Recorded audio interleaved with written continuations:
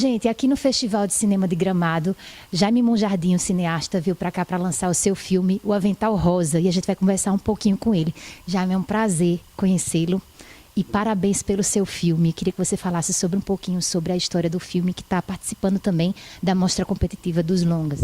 É um filme feito com muito amor, né? Com muito carinho e uma ideia que partiu assim...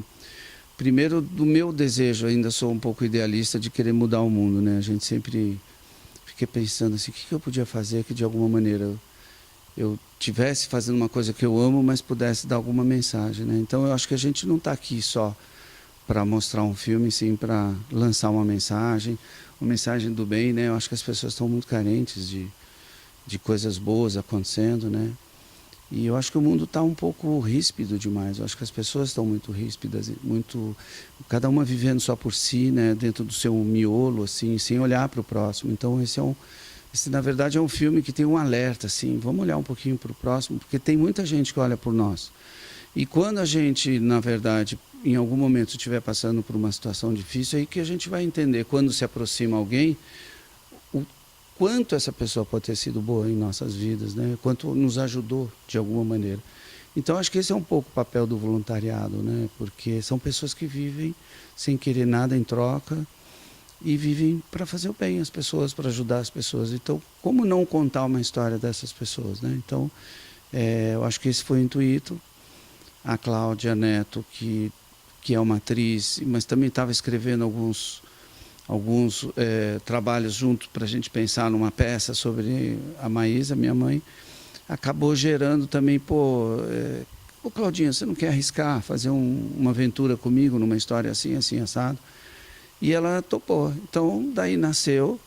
Eu achava importante também ser uma roteirista de primeira viagem, porque isso tudo traria um frescor, não precisaria ter tanta técnica, né? Porque os roteiros têm que ser técnicos, né? Eu reconheço que tem que ser. Mas isso a gente faria numa segunda parte do trabalho, né? Essa primeira tinha que ser meio solta, meio livre, assim, né? Eu acho que a gente conseguiu, porque o filme acaba juntando a mulher, que era essa coisa que eu tenho, né? Porque não sei porque todas as mulheres passam pela minha vida, né? Era Chiquinha Gonzaga, Maísa, a Casa das Sete Mulheres, Olga. Curiosamente, assim, as histórias femininas me perseguem, né? E eu também queria invadir a intimidade de uma mulher de 50 anos, uma mulher simples, de atitudes enormes, mas que a gente se identificasse com milhões de outras mulheres que existem no Brasil, né? Ela é um pouco esses milhões de mulheres que tem por aí. De alguma maneira todas, muita gente solitária, né? E ela é uma mulher sozinha, tem uma irmã, e que dentro desse perfil, ela parece que a grande companhia dela são as pessoas que se vão e que ela procura trazer esse conforto. Então, eu acho que é uma história linda, feita com muito carinho mesmo, com muito amor, e vamos ver, seja lá o que Deus queira. É uma história muito linda que fala sobre amor e assim, o que me chamou a atenção, porque a gente assistiu o filme ontem, fala da questão de não, pelo menos o que me tocou, de não julgar. Aquelas pessoas estão ali falecendo, mas cada uma tem a sua história de vida. O personagem da Anissete Bruno, que tipo assim, teve uma rejeição com os filhos, mas ela é humana. Ela é uma pessoa que, sei lá, a gente está esquecendo disso. A gente, tipo assim, a gente abandona uma determinada pessoa, mas se esquece que é Joana, que gostava de fazer caminhada todos os dias e que tomava sorvete. A gente está desumanizando as pessoas. E simplesmente pega como se fosse uma rede social, pega você do seu perfil e exclui. Tá entendendo? Foi isso assim que me tocou, essa parte humana entre as pessoas. Não, é porque também tem uma coisa que está acontecendo muito estranha, né? As redes sociais, ao mesmo tempo que aproximam, fazem com que as pessoas digam qualquer coisa. Você já percebeu que as pessoas não conversam mais? Não, totalmente, totalmente. Mas é muito, eu não sei, nós estamos vivendo uma grande mudança, né, de comportamento. Nesses próximos 3 anos, muitas coisas vão acontecer que a gente não sabe. Muitas profissões vão nascer por conta desse mundo que se apresenta novo. Muitas outras formas de viver a vida vão surgir. Mas uma coisa que não vai mudar nunca é solidariedade, né? Então, você olhar as pessoas com mais mais humanidade. E sem querer, eu acho que as pessoas estão esquecendo um pouquinho desse calor humano, né? De olhar para o outro e dizer que, de alguma maneira, as pessoas têm que entender que juntas elas são muito mais fortes, né? E dentro dessa sociedade que vem por aí com as redes sociais, é muito estranho, porque a gente começa a criar uma falsa amizade nas redes sociais. Eu não consigo me identificar, eu sou analógica. Eu não consigo, eu sou de olhar no olho, ou então no máximo mandar uma carta, sei lá. Mas a gente está vivendo um fenômeno novo, que a gente não sabe aonde vai chegar isso tudo, né?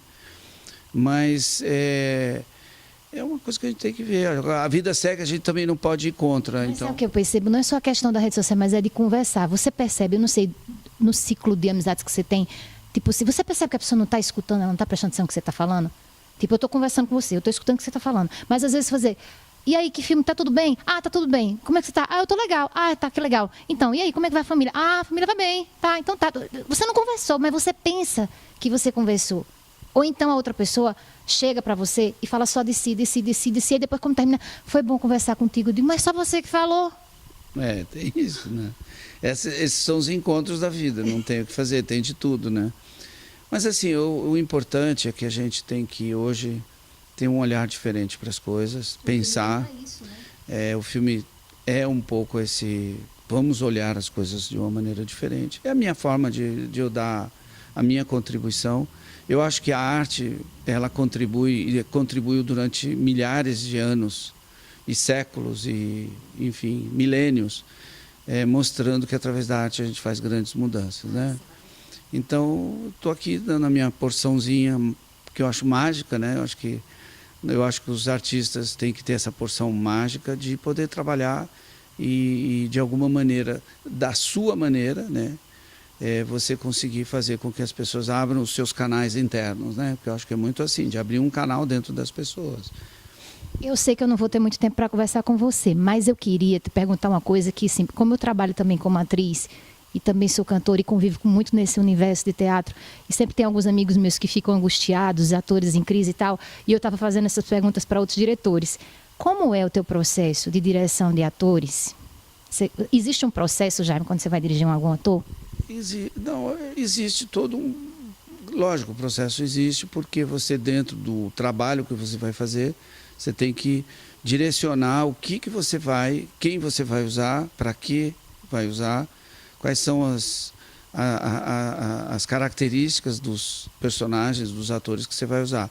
Eu, por exemplo, quando penso no Avental Rosa, eu não poderia pensar diferente de ter uma Síria comigo. Por quê? Porque a característica dela, ela é uma mulher super simples, humana, verdadeira, né? Onde eu sempre digo que o menos é mais, tem que tomar muito cuidado, né? Escuta. Então, eu acho que isso tudo faz com que a gente também tenha um olhar para as pessoas, né? Um olhar para as pessoas, para os atores, né? Assim, que a gente perceba. Então, assim, eu acho que todo mundo tem seu espaço. Não precisa ser bonita, feia, alta, baixa. A idade não afeta, porque tem personagem para todos. Tem personagem para todas as idades, para todos os estilos. Não tem, nós somos hoje um enorme... Eclético, né? Total, né?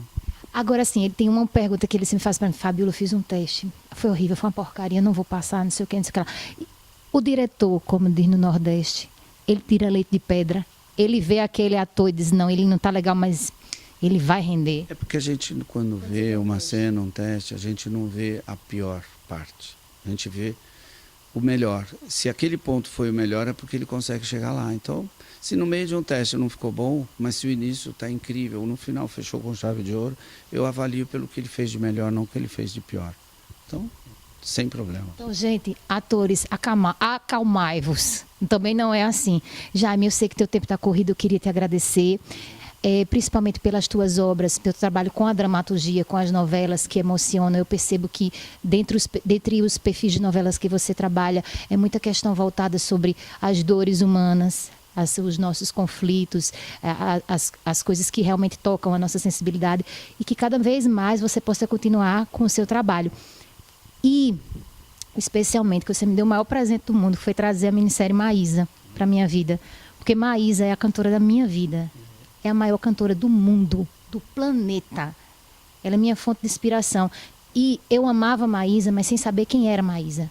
Meu pai me apresentou o CD dela, da Maísa, e eu comecei a dizer, que voz é essa? Já me emociono.